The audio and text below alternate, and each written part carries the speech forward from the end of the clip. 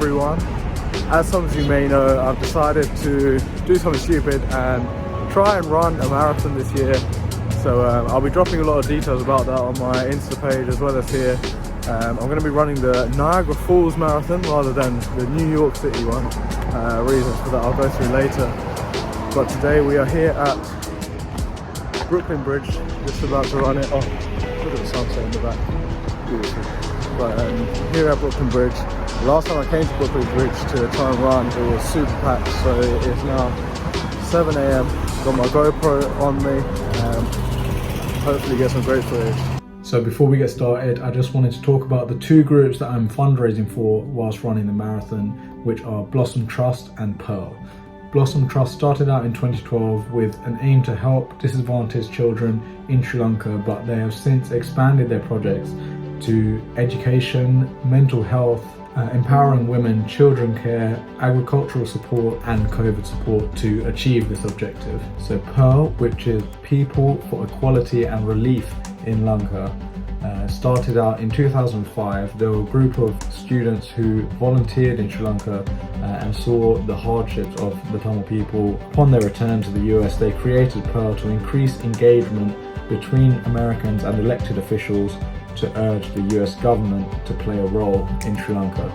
So since then, Pearl have been producing multiple reports, hosted many campaigns and events to raise awareness, developed legal arguments and efforts to advance formal Tamil genocide recognition. Pearl attended the UNHRC sessions in Geneva a few weeks ago in order to ensure the centering of justice and accountability for atrocity crimes against the Tamil community during the ethnic conflict in the upcoming resolution. And I now give the floor to People for Equality and Relief in Lanka. Thank you, Madam Vice President. We welcome the High Commissioner's report on Sri Lanka and agree that Sri Lanka has consistently failed to pursue an effective transitional justice process to hold perpetrators of human rights violations accountable. The Sri Lankan government has been credibly accused of committing war crimes, crimes against humanity and genocide during the armed conflict that ended 13 years ago. Between 70,000 and 169,796 Tamils remain unaccounted for and presumed dead during the final 5 months of the war alone.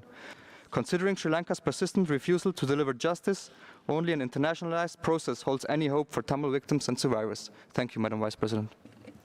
If you do want to find out anything more about these two great non-profit organizations, then the links are below. You've got the newsletter for Blossom Trust as well as a website for Pearl if you want to find out any more details. I really do believe that these two groups are making amazing change back in Sri Lanka. Blossom Trust for helping the people that are there, and Pearl making the right steps so that we can demand justice for what has happened in our homeland.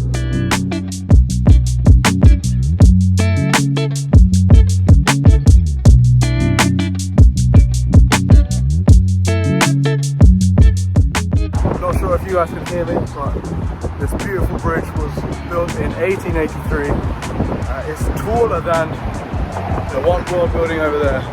If you were to put it lying down, absolutely stunning. You've got a great view of the Manhattan Bridge, better view, probably best view of downtown skyline. You can see Midtown just about there. Got a beautiful sunset. I highly recommend that you walk this bridge over any of the three that I'm going to be going through, so you get this open plan view. Wow, as you can hear, the cars are going in both directions downstairs. But amazing view, great walk.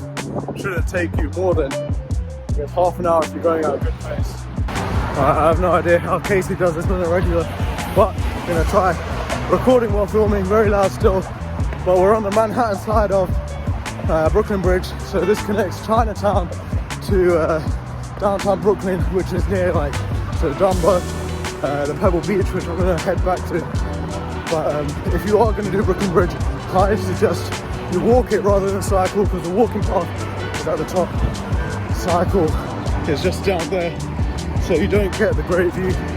But highly suggest walking Brooklyn Bridge and then doing the rest of my recommendations in Brooklyn. One fun fact, to prove the stability of the bridge, they actually walked 21 elephants over it.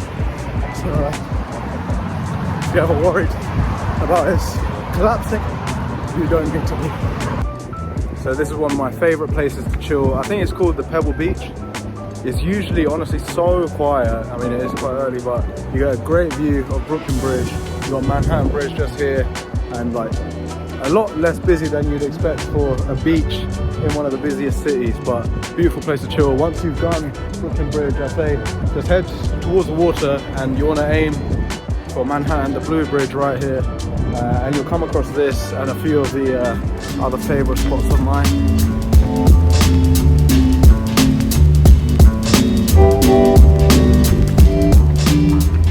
Alright, so we're just heading up the steps of the Manhattan Bridge. So the driving lane is on top, but you do get a nice view. It's caged off, so you get a good view of Brooklyn Bridge.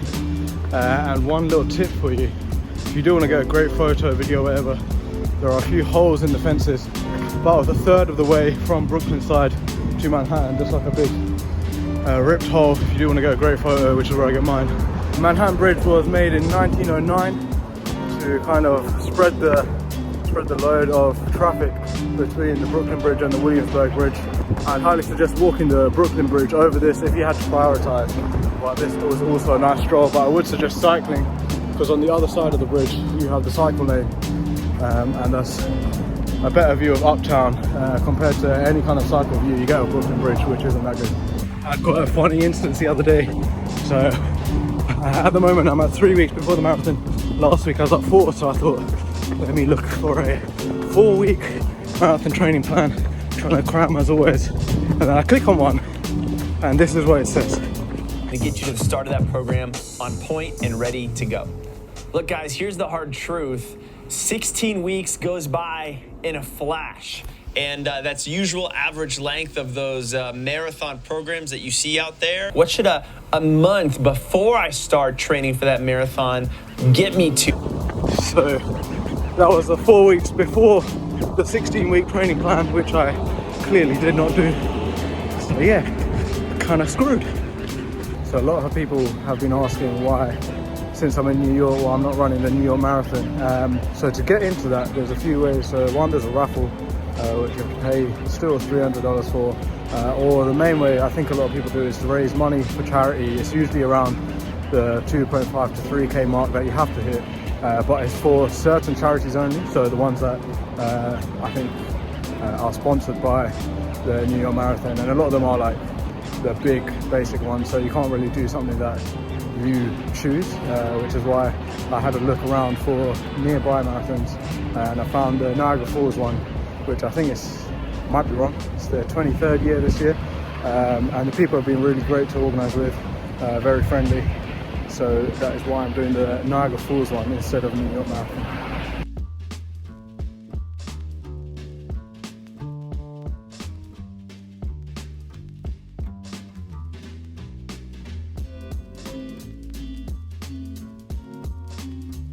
So last but probably least as well of the 3 bridges is the Williamsburg Bridge.